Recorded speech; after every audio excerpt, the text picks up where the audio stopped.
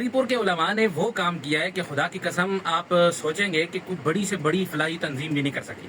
ہری پور کے علماء کی ایک فلاحی بڑی تنظیم ہے جس کا نام رابطۃ العلماء ہری پور ہے۔ اس کے اندر صرف اور صرف علماء، ائمہ مساجد اور قراء ہیں، اور اتنا بڑا انہوں نے کارنامہ سر انجام دیا ہے کہ آپ حیران رہ جائیں گے کہ جیسے ہی انہوں نے سنا کہ پاکستان کے مختلف علاقوں میں کلاؤڈ بسٹ ہوا ہو اور اس کے ساتھ سیلاب کی کیفیت ہے، تو انہوں نے اپنی مساجد میں اعلانات کیے کہ بھائی ہم علماء اکرام کے ہاتھوں آپ اگر سیلاب متاثرین تک امداد پہنچانا چاہتے ہیں تو ہم اس کے لیے حاضر ہیں۔ علماء اکرام نے اس کے لیے کام کاج شروع کیا، اور بڑے جید علماء، ایسے علماء جو خود پورا دن تدریس کرتے ہیں، پڑھاتے ہیں، اور اس کے ساتھ ساتھ بڑی مساجد کے اندر امامت اور خطابت کے فرائض سر انجام دیتے ہیں، لیکن انہوں نے اپنے آپ کو اس کام کے لیے وقف کر دیا اور 8-9 علماء پر مشتمل ایک بڑا قافلہ لے کر کے بونیر کے مختلف علاقوں کے اندر گئے، اور دور دراز اس کی پوری فوٹیجز موجود ہیں، دور دراز گاؤں دیہاتوں میں ایک ایک بندے سے جا کر خود ملاقاتیں کی، اور وہاں پر راتیں گزارنے کے بعد اپنے ہاتھوں سے ان لوگوں تک 10 لاکھ روپے سے زیادہ کی امداد نقدی کی شکل میں ان تک پہنچائی۔ اچھا، صرف اس پر بس نہیں کیا، پھر اس سے آگے چلے، اس سے آگے یہ چلے کہ ہری پور کے اندر ایک علاقہ ہے بیڑ، وہاں پر کسی کے مکان جو ہے نا وہ بارشوں کی وجہ سے گر گیا تھا،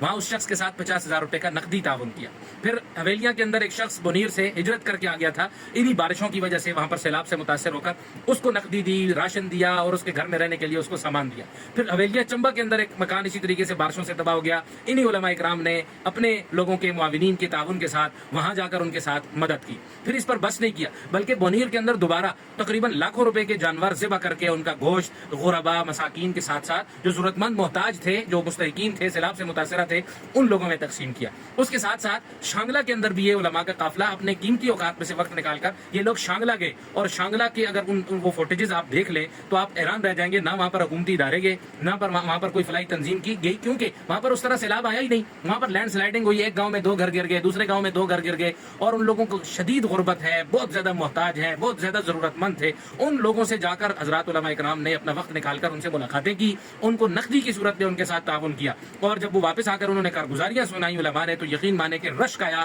علماء پر اور انبیاء کے ان وارثوں پر کہ انہوں نے جو کام کیا ہے، میں سمجھتا ہوں ہمارے اس پورے علاقے کے اندر ہری پور کی کسی فلاحی تنظیم نے ابھی تک اس حساب سے کام نہیں کیا۔ لوگ یہاں سے جمع کرتے ہیں، جا کر وہاں پر پھینک کے آ جاتے ہیں، کسی کو ویسے ہی ایک دن میں یوں روڈ پر کھڑے ہو کر بانٹتے ہیں۔ لوگوں کے گھروں میں جانا، خود جا کر علماء کا جانا اور جا کر تقسیم کرنا، سلوٹ ہے خدا کی قسم ہری پور کے ان علماء